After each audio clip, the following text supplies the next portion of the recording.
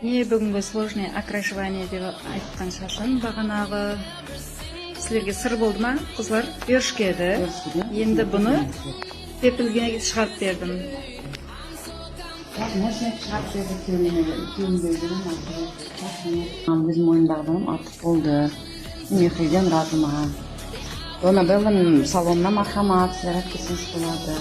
Жақсы сілеткен қызларының бәрі. Кірпігім түспеттім, шашым түспеттім. Зор. Сілетке шақырып қоймын.